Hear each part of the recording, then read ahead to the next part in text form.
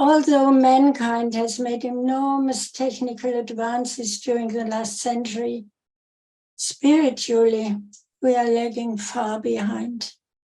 Conflicts and wars are raging in many places all over the world, and universal brotherhood is still a utopia. But there are always unexpected exceptions, like in our first episode, which we are going to watch now. And I hope that they will become the norm gradually. It was December 1914. The World War was raging in Europe. It had started in July and was supposed to be over by Christmas.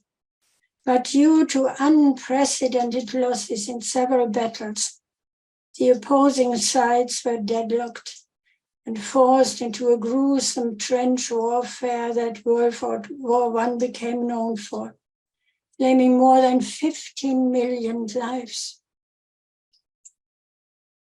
But then, for one short interlude on Christmas Eve in December 1914, an amazing episode in human history happened. Enemies who were just hours ago slaughtering each other at a level unseen in human history stopped the battle suddenly. It was a crisp and frosty morning, when out of the blue thousands of British, Belgian, and French soldiers put down their rifles, stepped out of their trenches, and spent Christmas mingling with their German enemies along the Western Front in no man's land. How could that have happened? A later document in the magazine Time contained a report by Graham Williams of the 5th London Rifle Brigade, who described this event in some details. On Christmas Eve, the Germans would sing one of their carols, and then we would sing one of ours, until when we started up, "O come, all ye faithful." The Germans immediately joined in singing the same hymn to the Latin words "Adeste Fideles." And I thought, well, this is really most extraordinary thing. Two nations both singing the same carol in the middle of the war. The next morning on Christmas Day, more soldiers, German soldiers, emerged from their trenches, calling out, "Merry Christmas," in English. Allied soldiers came out warily to greet them. In other places, Germans held up signs reading, "You not shoot, we not shoot." And over the course of the day, troops exchanged gifts of cigarettes, food, buttons, and hats. One soldier, Murdoch M. Wood, speaking in 1930 to the New York Times, said, "I then came to the conclusion, which I have held very firmly ever since, that if we had been left to ourselves, there would never have been another shot fired." And this is what some 6,000 years ago, the famous Chinese philosopher and founder of Taoism, Lao Tzu, said about war. Weapons are the tools of fear.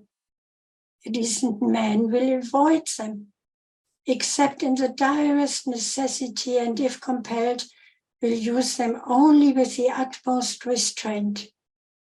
Peace is his highest value. If the peace has been shattered, how can he be content? His enemies are not demons, but human beings like himself. He does not wish them personal harm, nor does he rejoice in victory. How could he rejoice in victory and delight in the slaughter of men? He enters the battle gravely, with sorrow and with great compassion, as if he were attending a funeral. So what is the source of conflict and war according to theosophical teachings? The first war is the fall of spirit into generation, not the fall of mortal man, says the secret doctrine.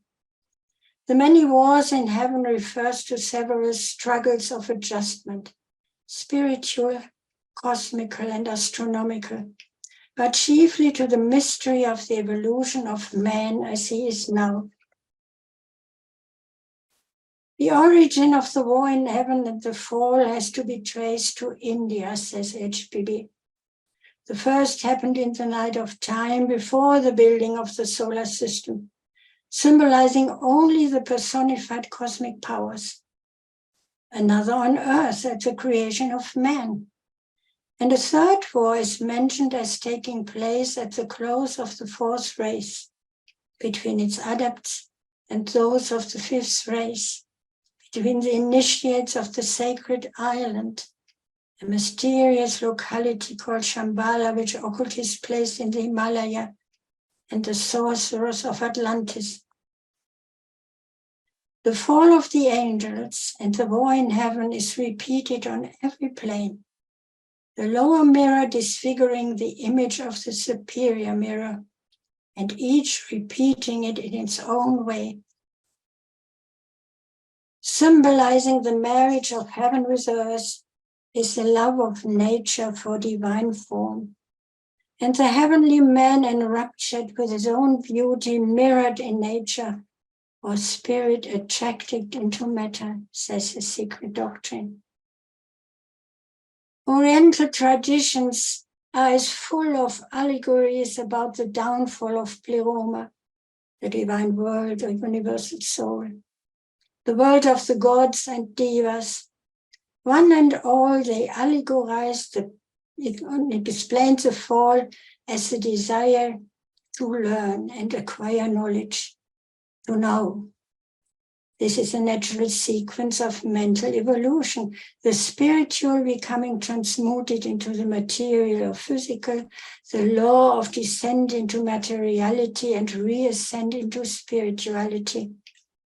To become a self-conscious spirit, the latter must pass through every cycle of being, culminating in its highest point on earth in man. Spirit per se is an unconscious abstraction. Its purity is inherent, not acquired by merit. To become the highest Dhyan Shohan or highest divine intelligence, it is necessary for each ego to attain to full self-consciousness as a human or a conscious being, which is synthesized in man. Honoring the creative powers in their multiple forms, no occultist or true philosopher accepted the allegory of the war in heaven as coming from the true spirit, whether they regarded those living forces as living and conscious entities or not. They would never confuse the cause with the effect, or accepting the spirit of the earth as Parabrahm or Ein Sof. They know that the soul of the astral light is divine, and that only its body, the light waves on the lower planes, is infernal. This demon is Deus inversus. Theosophy is the archaic wisdom religion. The esoteric doctrine once known in every ancient country having claims to civilization.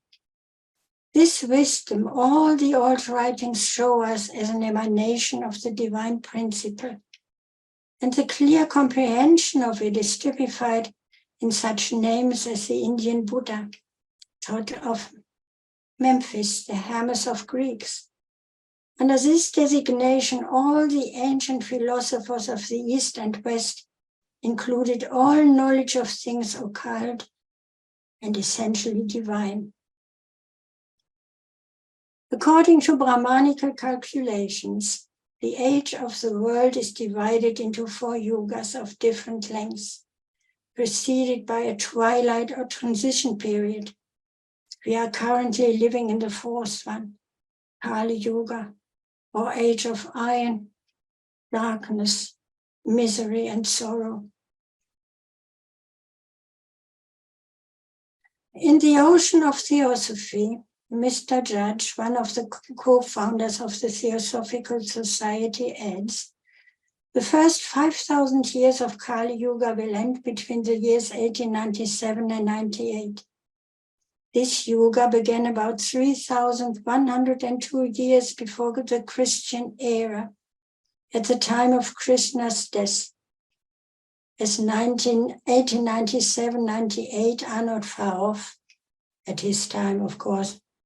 The scientific man of today will have an opportunity of seeing whether the close of the 5,000-year cycle will be preceded or followed by any convulsions or great changes, political, scientific, or physical, or all of these combined.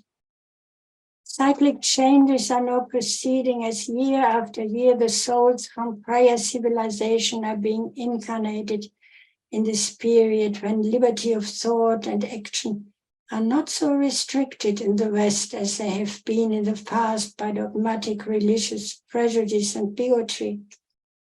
And at the present time, we are in a cycle of transition, when, as a transition period, should indicate everything in philosophy, religion, and society is changing. In a transition period, the full and complete figures and rules respecting cycles are not given out to a generation which elevates money above all thoughts and scoffs at the spiritual view of man and nature. In the introduction of the secret doctrine, it is mentioned that the collective researches of the Orientalists have come to the conclusion that an immense and incalculable number of manuscript and even printed works known to have existed are not to be found anymore. They have disappeared without leaving the slightest trace behind them. Were their works of no importance, they might, in the natural course of time, have been left to perish, and their very names would have been obliterated from human memory. But that is not the case, says HPB. It is now ascertained that most of these manuscripts contain the true keys to works still extant.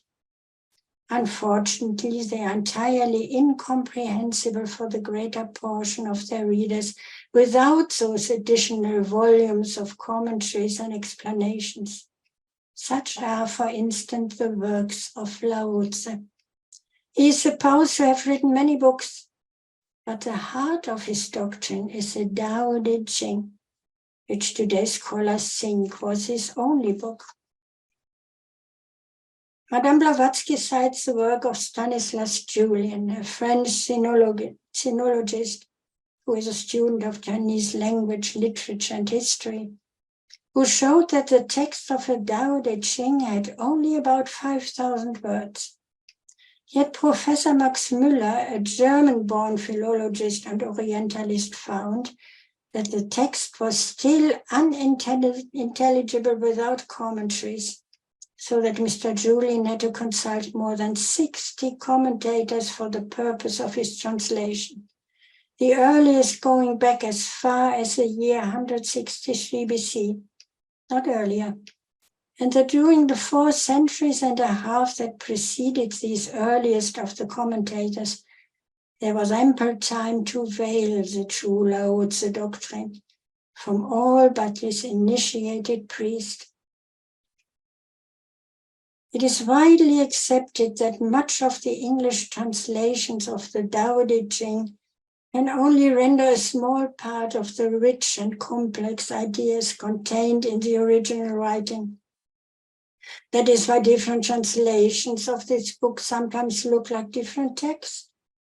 It would need a combination of all the translations to reveal the richness of the symbols in their original form. The teachings of the Tao Te Ching is moral in its deepest sense.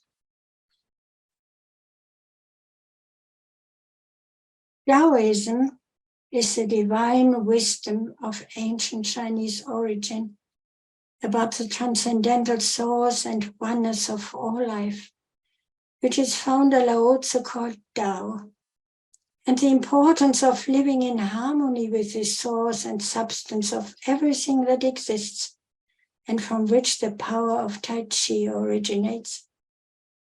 The Tao that can be told is not the eternal Tao.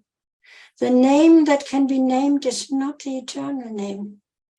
The nameless is the origin of heaven and earth. The named is the mother of all things, says the Tao Te Ching. In his book Taoism, J.C. Cooper wrote that the word Tao is always left untranslated, as it is regarded as undefinable or to contain it in one word. By inference, it could be called the way.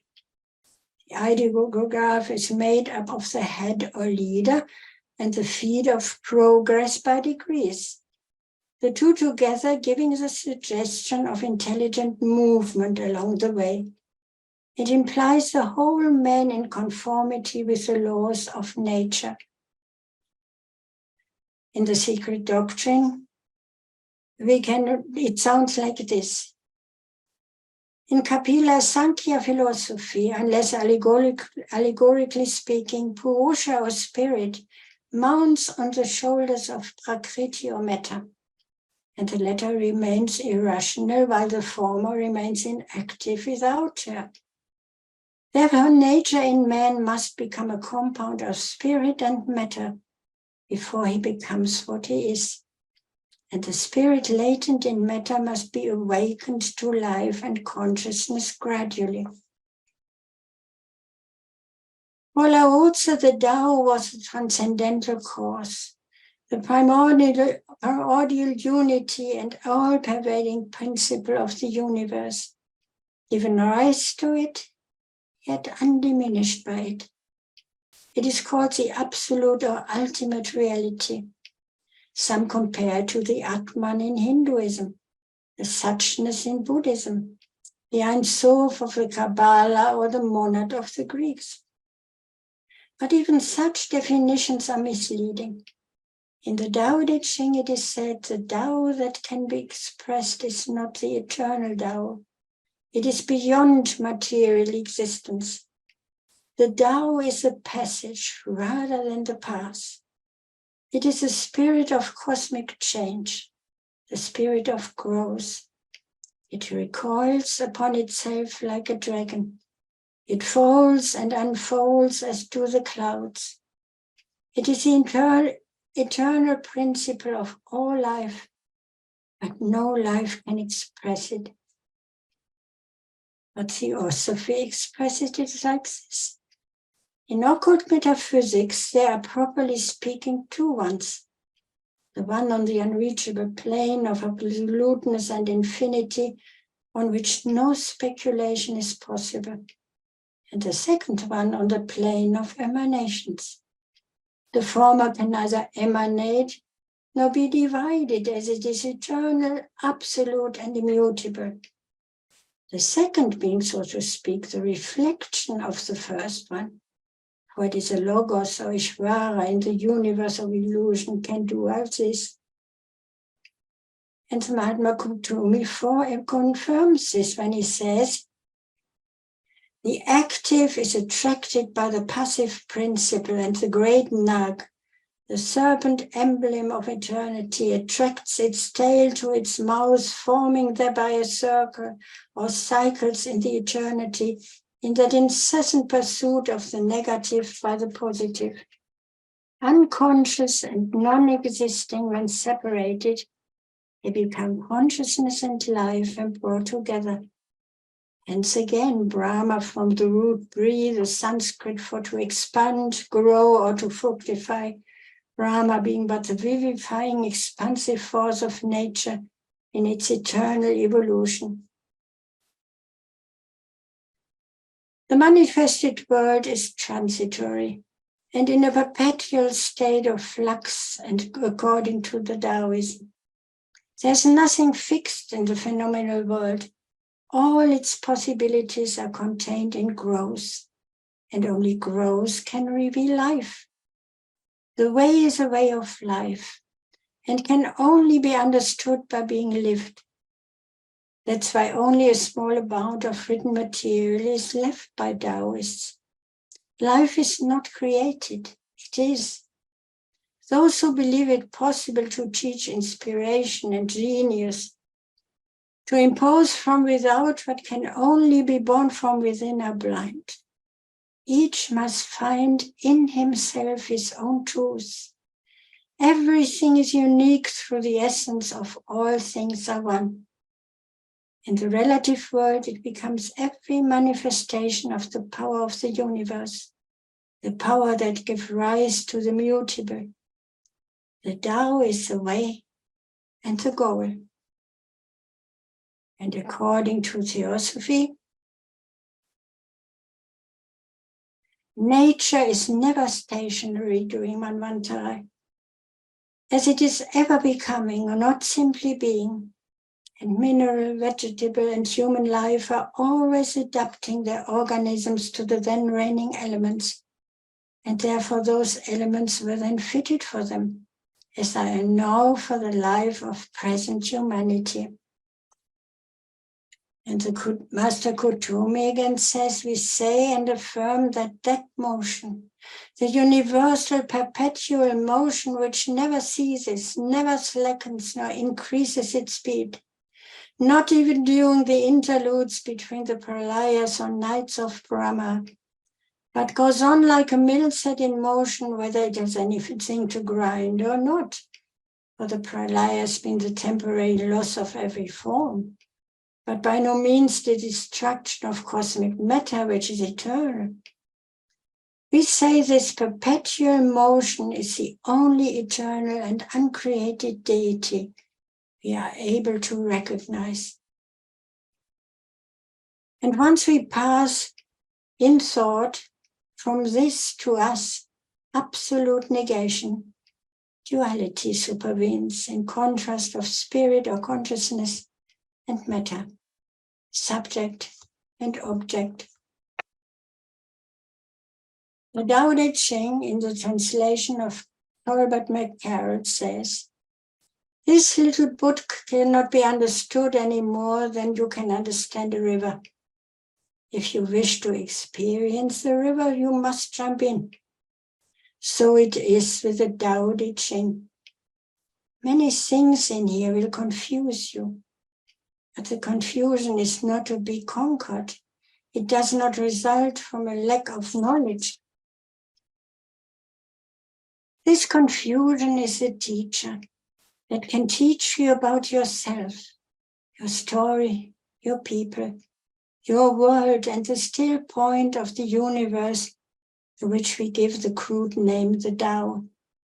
There are no footnotes or commentary here. These words of the Tao are to be hung like little bells in your hearts and rung by the motion we make as we move through our daily lives. Any other sounds make it difficult to hear the bells. The Tao is universal. It is not Chinese. It is found in the quest of Christian mystics, Native Americans, Zen monks, desert holy people, men, and indeed in every culture and age in the story of Earth. Before this story began, and after its end, there is a Tao. It consists of stillness and silence, and it will enter into any quiet heart. So how can the divine wisdom of the Tao Te Ching assist us on our path to enlightenment in the 21st century?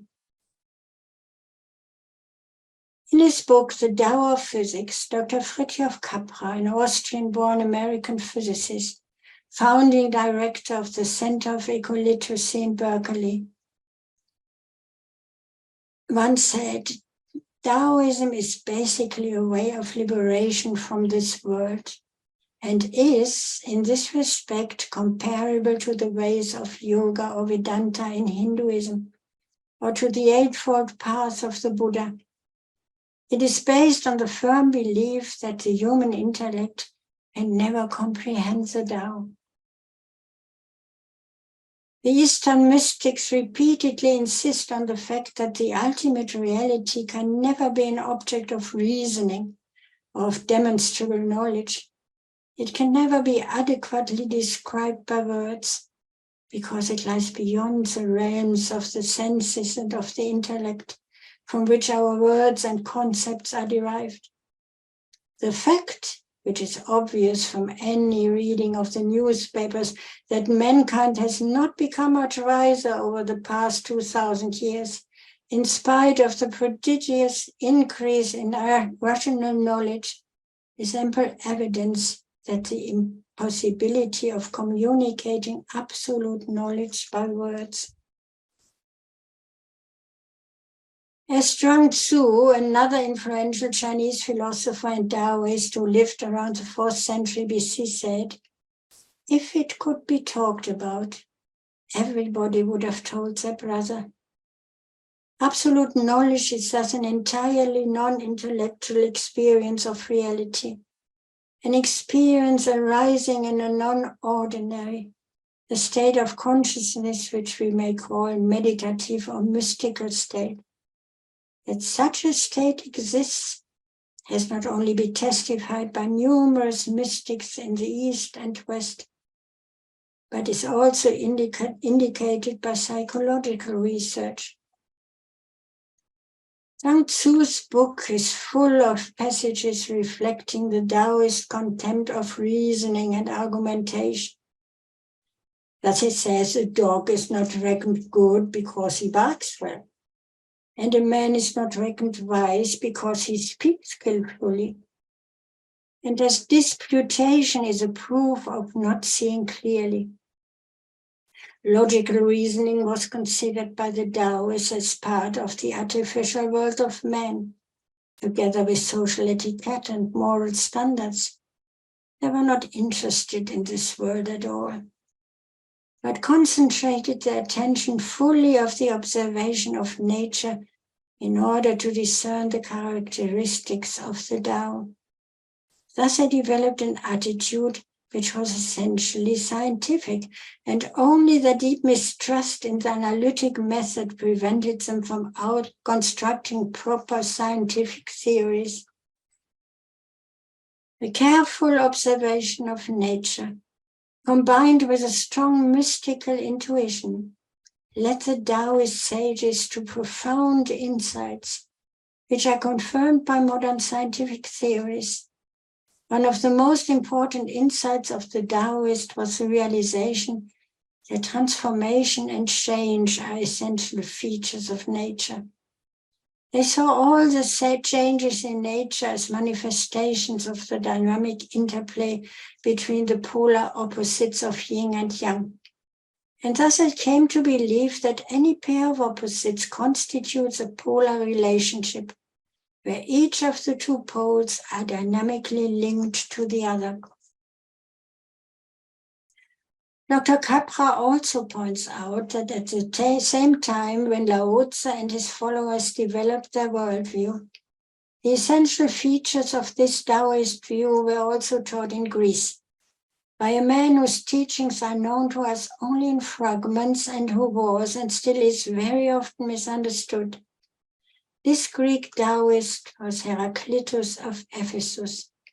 He shared with Lao Tzu not only the emphasis on continuous change, which he expressed in his famous saying, everything flows, but also the notion that all changes are cyclic. It is easy to see how the concept of change as a dynamic interplay of opposites led Heraclitus, like Lao Tzu, to the discovery that all opposites are polar and thus united. Heraclitus is often mentioned in connection with modern physics, but hardly ever in connection with Taoism. And yet, it is this connection which shows best that his worldview was that of a mystic, and thus puts the parallels between his ideas and those of modern physics in the right perspective. When we talk about the Taoist concept of change, it is important to realize that this change is not seen as occurring as a consequence of some force, but rather as a tendency which is innate in all things and situations. The movements of the Tao are not forced upon it, but occur naturally and spontaneously. Theosophy describes this process as a law of karma. This law, whether conscious or unconscious, predestines nothing and no one. It exists from and in eternity truly, for it is eternity itself. And as such, it cannot be said to act, for is action itself. Karma creates nothing, nor does it design. It is man who plans and creates causes, and karmic law adjusts the effects, which adjustment is not an act but universal harmony, tending ever to resume its original position. Karma has never sought to destroy intellectual and individual liberty, like the God invented by the monotheists. Karma is an absolute and eternal law in the world of manifestation. And as there can only be one absolute, as one eternal, ever-present cause, believers in karma cannot be regarded as atheists or materialists, still less as fatalists, for karma is one with the unknowable, of which it is an aspect in its effect in the phenomenal world. So what is the power of Tai Chi? How is it connected to Taoism? And how can it assist us on our path to wisdom and health? Tai Chi is a deeply spiritual discipline for body, mind, and spirit, developed in the philosophical schools of China during the 6th century BC. Tai Chi is based on the philosophy of the great sage Lao Tzu, a name which literally means the old master. He was an older contemporary of Confucius. The classical Chinese words were, as we have heard before, with the little bells around your heart, rather sound symbols with strong suggestive powers. It was not meant to express an intellectual idea, but rather to affect the inner faculties of a listener with the suggestive power of the word in question. Similar to the Sanskrit language, where letters are continually arranged in the sacred aulas or symbols so that they may become musical notes, says HPB. For the whole Sanskrit alphabets and the Vedas, from the first word to the last, are musical notations reduced to writing. The two are inseparable. As Homer distinguished between the language of gods and the language of man, so did the Hindus. The Devanagari, the Sanskrit characters, are the speech of the gods or the divine, and Sanskrit is a divine language or expression. The Chinese, like the Indians, believed that there is an ultimate reality which underlies and unifies everything in the universe. And as we have heard, now they call this reality Tao, the undefinable reality, and that it is the equivalent of the Hinduist Brahman, though the Tao has a more intrinsically dynamic quality. It is a cosmic process in which all things are involved, a continuous flow of change. The idea is that all developments in nature, as well as those of human situations, show cyclic patterns of coming and going, or expansion and extraction. It is an introduction of the polar opposites of yin, feminine, and yang, masculine, which sets limits to the cycles of change. People often think that Lao Tzu was a hermit, dwelling in the mountains. But it is clear from his teachings that he deeply cared about society and the welfare of human beings. His book is a treatise on right government of everything in life. A misconception may arise from his teaching of Wai Wu Wai, literally meaning doing, not doing, which is seen as passivity. But nothing could be further from the truth. A good athlete, for example, can enter a state of body awareness in which the right movement happens effortless, all by itself, without any interference of the conscious will. That is what is meant by non-action, which often sounds very paradoxical. Like when Lao Tzu says, less and less do you need to force things until finally you arrive at non-action, because the Tao is acting through us, which means that the doer has wholeheartedly vanished into the deed itself, or when the fuel has been completely transformed into the flame. It happens when we trust the intelligence of the universe in the same way as a dancer trusts the intrinsic intelligence of the body. That is why Lao Tzu's emphasis is on softness, the opposite of rigidity, synonymous with adaptability and endurance. Everybody who has watched the Tai Chi master doing, not doing, will experience how powerful this softness is. In Lao Tzu's philosophy is a potential figure of a man or a woman whose life is in perfect harmony with the way things are, having mastered the laws of nature, not in the sense of conquering them, but by surrendering to the Tao, the essence of the universe, by giving up all human concepts, judgments, and desires. The mind will be grown naturally compassionate, finding deep within our own experiences the central truth of the art of right living, which sounds paradoxical only on the surface of things. The clearer our insight into what is beyond good and evil, the more we can embody the good until the mind finally can say in all humility, I am the Tao, the truth, the life. The master does not see evil as a force which needs resistance, but as a state of self-absorption which is in disharmony with the process in which the universe unfolds. The freedom from moral categories allows him his great compassion, even for the wicked and selfish. The master is available to all people and does not reject anyone.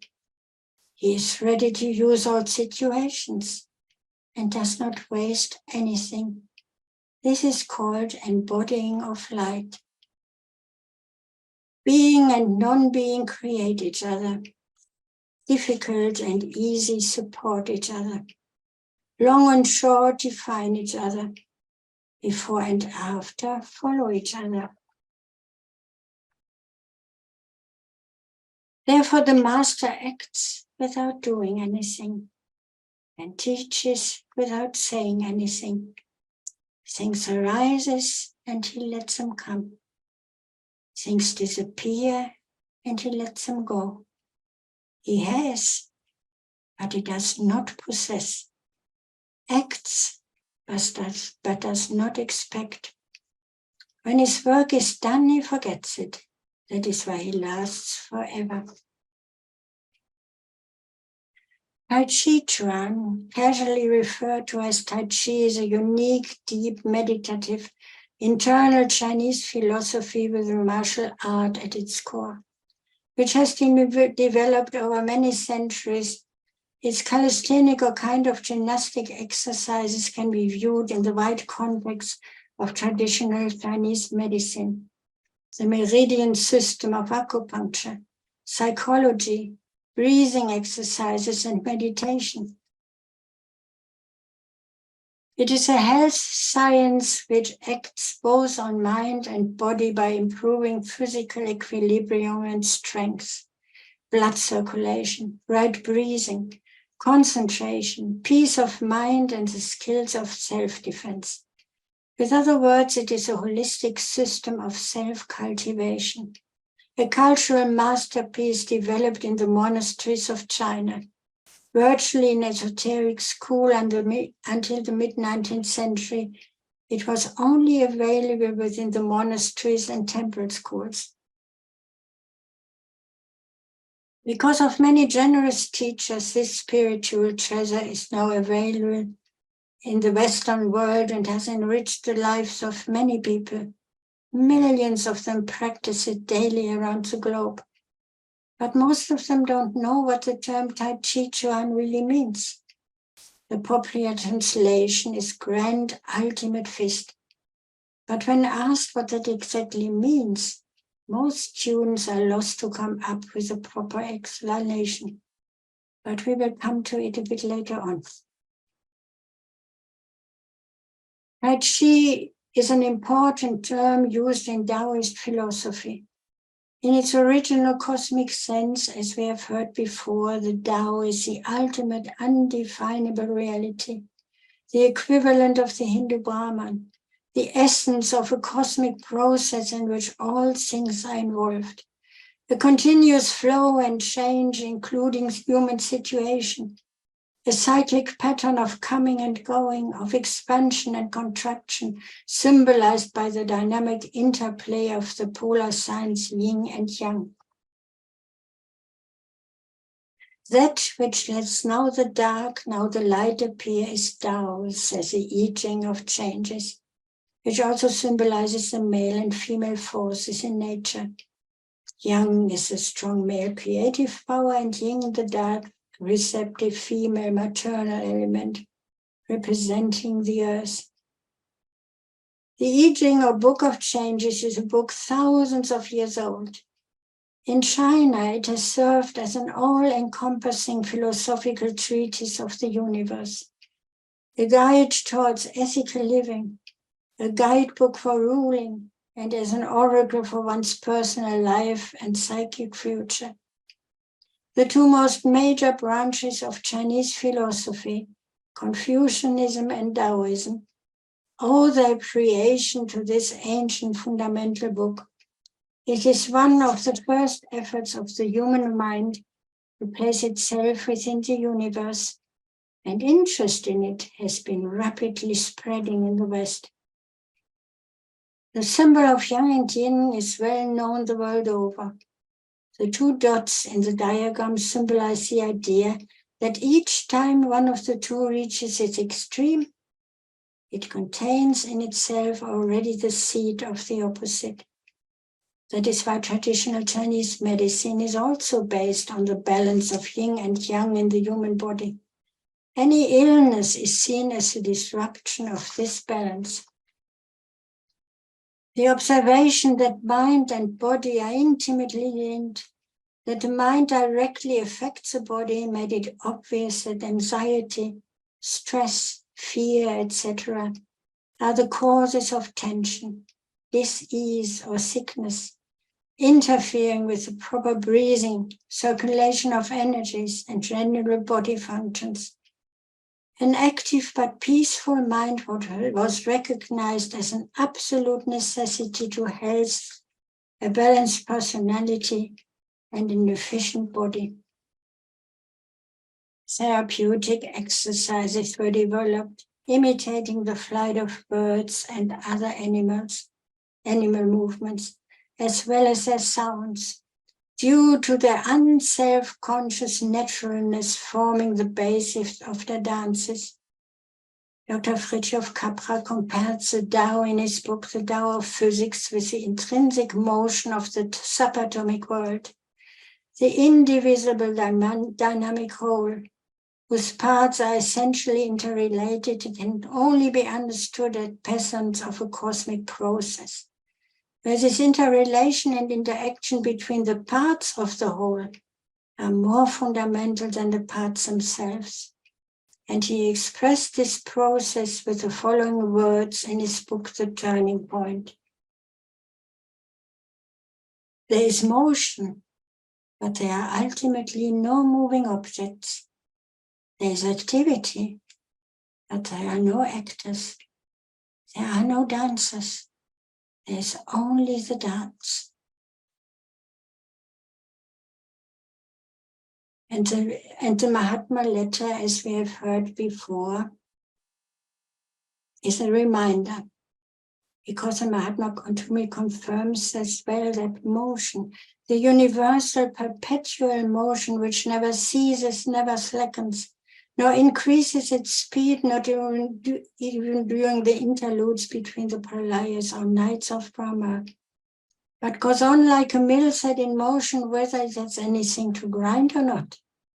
For the pralaya means the temporary loss of every form, but by no means the destruction of cosmic matter, which is eternal. We say that this perpetual motion is the only eternal, uncreated deity we are able to recognize.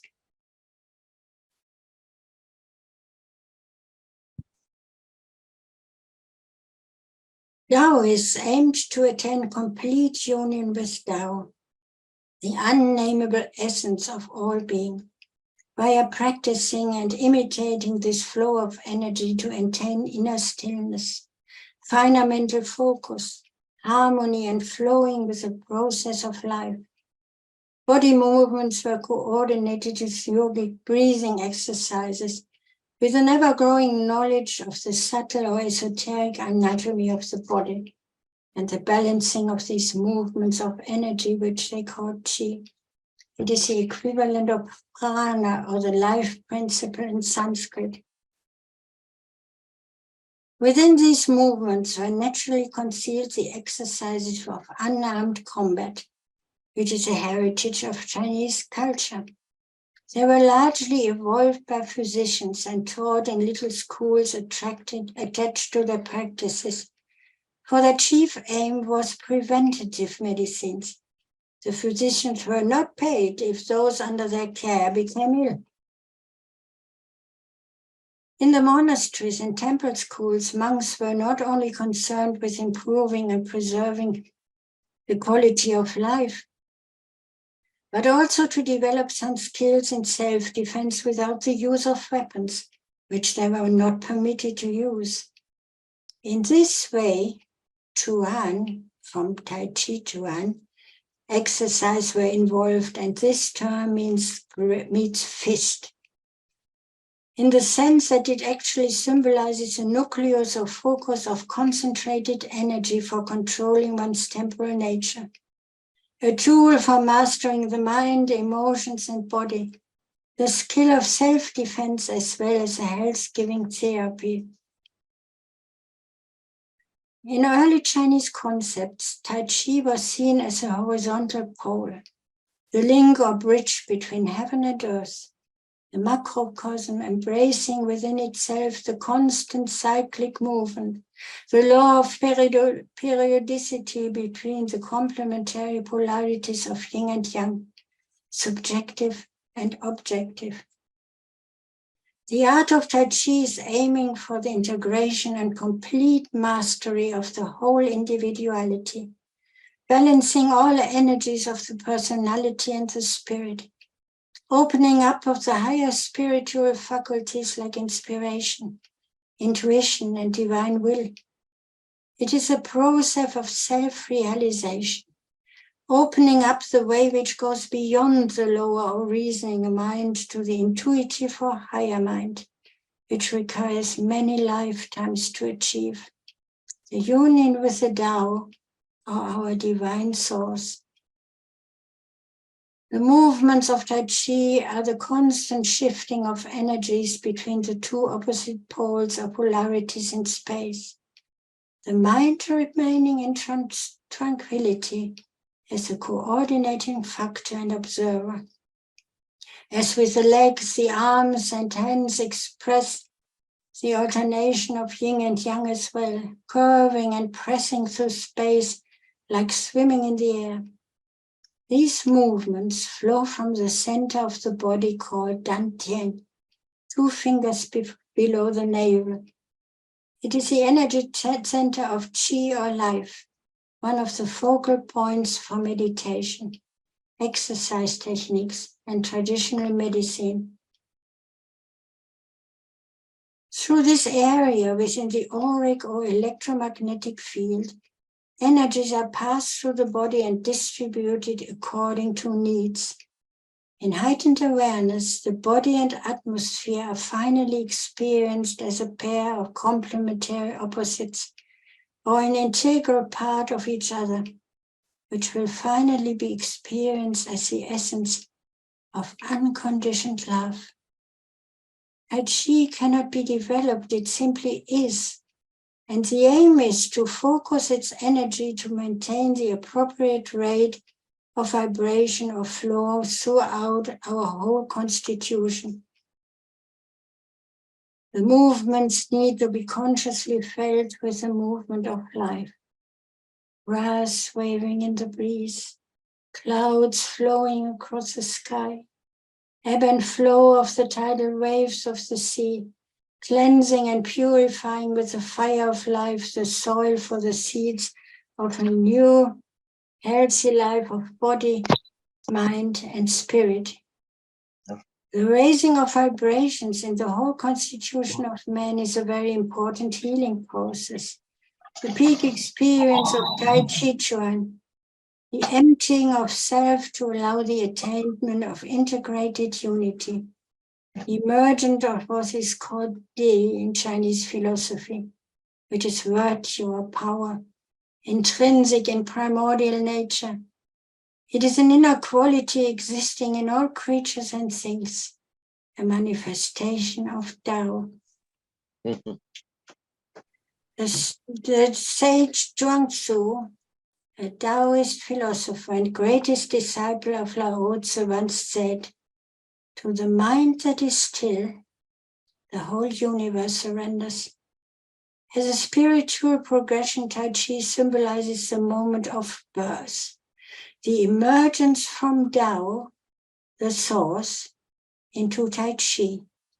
The one as a polarized movement of yin and yang or unity manifesting as diversity, activated by Qi or life force, ultimately leading to a union with the Tao again through the growth and awareness of the one life, a release from the cycles of rebirth into physical existence.